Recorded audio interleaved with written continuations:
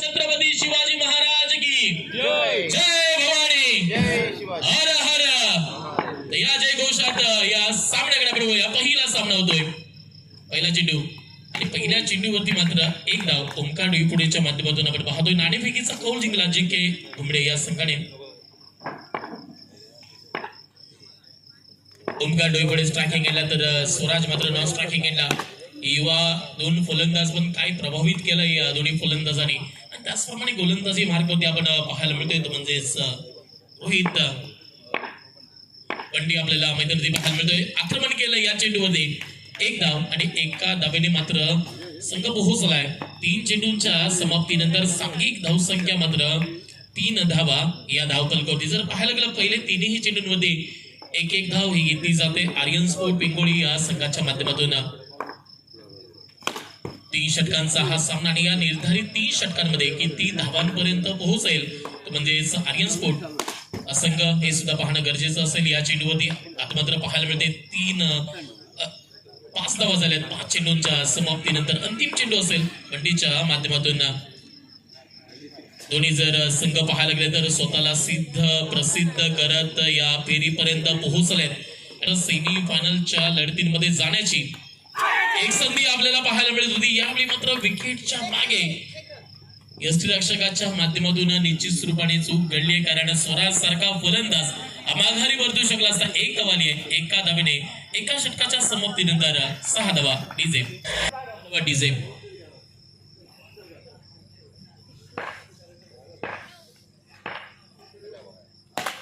या चेंडूवरती मात्र एक धाव मात्र गोलंदाजी मार्गावरती आपल्याला पाहायला मिळतोय.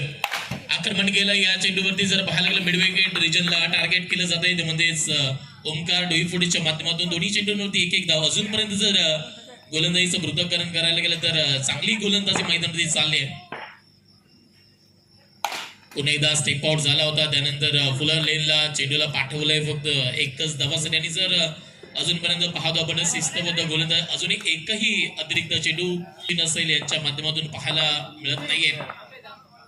एकदा आपण काही तांत्रिक बिघाड झाली होती. त्यानंतर पुन्हा एकदा वळूया.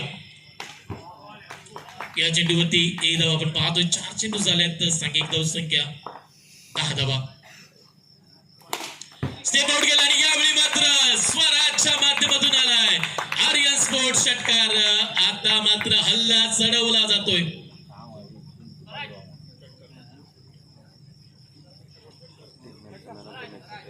सहा धावा षटकार आपल्याला पाहायला मिळतोय. तो म्हणजेच गेला आणि आक्रमण केलं जात आहे आणि म्हणूनच स्वराजला सिक्सर किंग म्हटलं जातं.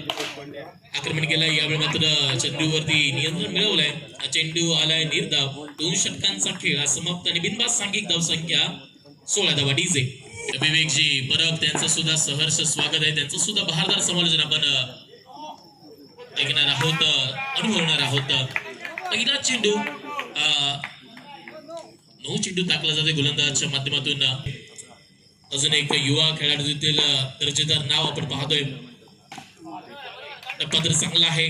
थोडीशी लेंथ मागे राखली जाते. तेवढाच वेगात आलेला हा चेंडू एक धाव आणि एका चेंडूच्या समाप्तीनंतर 18 धावा.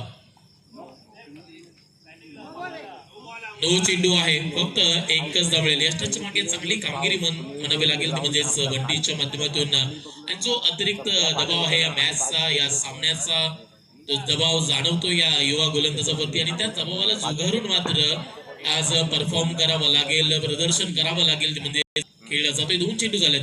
4 चेंडू उर्वरित आहेत. एक धाव पाहायला मिळते आणि एका धावेने संघ मात्र पोहोचलाय.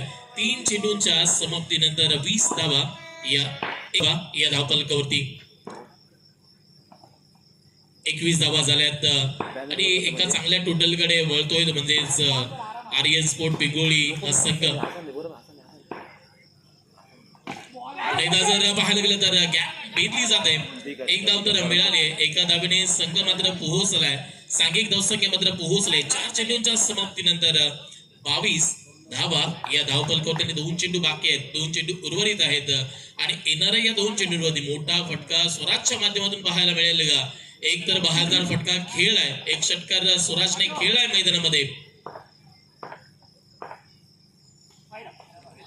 चेंडू मात्र चांगला लेफ्ट म्हणावा लागेल. स्क्वेअर चेंडू अतिरिक्त चेंडू म्हणजेच राजूच्या माध्यमातून पाहायला मिळतो आणि प्रत्येक एक धाव मात्र प्रेशर दबाव वाढवत जाईल प्रतिस्पर्धी संघावरती. आणि या चेंडूवरती मात्र मोठा फटका खेळण्याचा प्रयत्न झालाय. फलंदाज Swaraj back to the pavilion वडिया इजेत सांघिक धावसंख्या मात्र 3 या चेंडूवरती धाव घेण्याचा प्रयत्न चाललाय. प्रयत्न सफल सुद्धा झालाय. एक धाव मात्र प्राप्त झाली. 3 षटकांचा खेळ समाप्तीकडे गेलाय. सांघिक धावसंख्या मात्र पोहोचली म्हणजेच 24 धावा. आणि या उपांत्यपूर्वच्या लढतीमध्ये आणि ठेवल्यात 25 जी.के. घुमडे या संघासमोर. आणि या इनिंगकडे 18 चेंडू 25 धावांची गरज आहे मैदानामध्ये. पाठलाग करण्यासाठी जी.के. घुमडे संघ उतरलाय मैदानामध्ये. या चेंडूवरती जरा पॉइंट रिजन वरती एक धाव प्राप्त केली जाते. आपल्याला स्ट्रायकिंग एंडला आपण पाहतोय सचिन आणि त्याचप्रमाणे रोहन मात्र इम्पॅक्ट प्लेअर म्हणून म्हणजे दाखल झालाय आपल्या संघासाठी. दोन्हीही विस्फोटक फलंदाज आहेत. आज विस्फोटक खेळीची गरज सुद्धा असेल कारण धावा जर बाहेर गेल्या तर 25 धावांचा पाठलाग करायचा आहे आणि तो पाठलाग जर सक्सेसफुल करायचा असेल तर मोठ्या पक्षांकडे सुद्धा वळावं लागेल.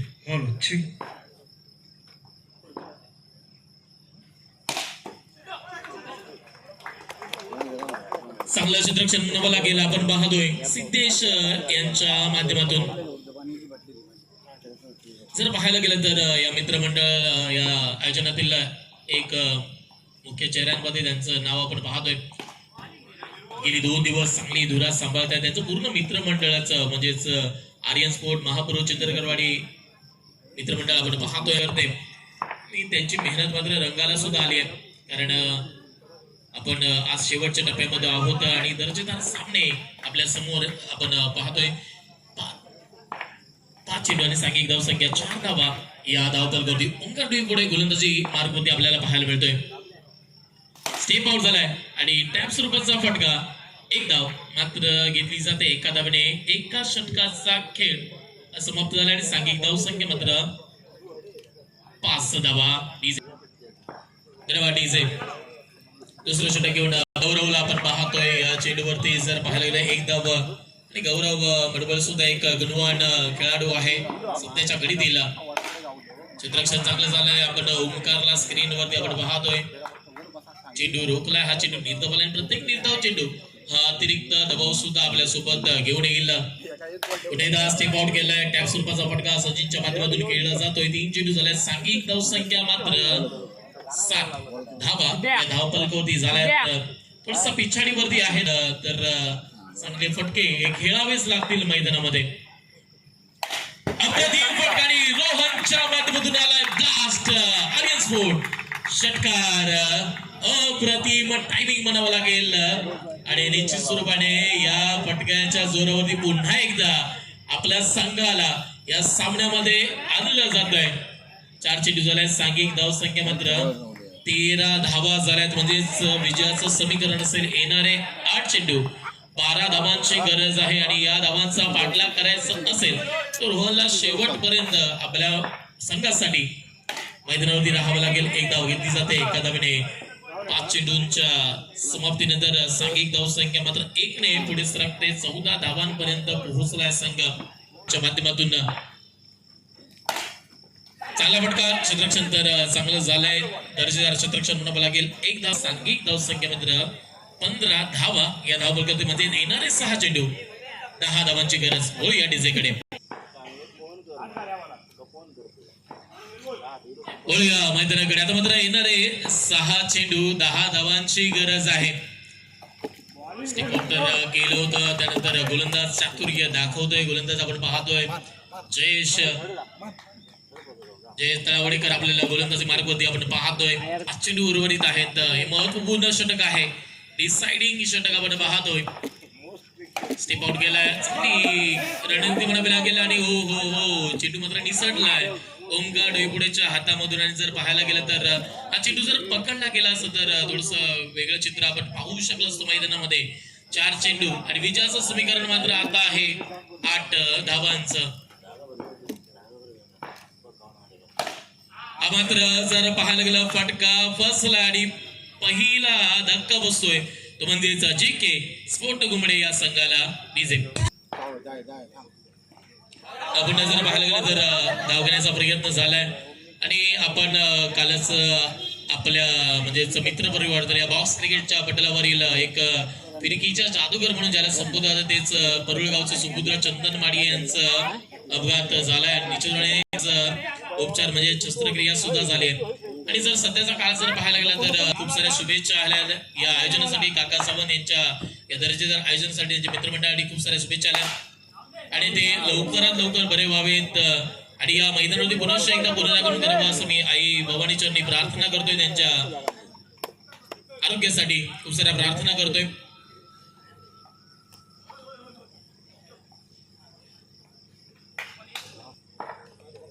चार चेंडू झाले, एक धाव आपण पाहतोय. चांगली गोलंदाजी म्हणावी लागेल. माफ करा, सामना विजय होतोय तो म्हणजेच आर्यन स्पोर्ट बिंगोळी हा संघ हा सामना विजय होताना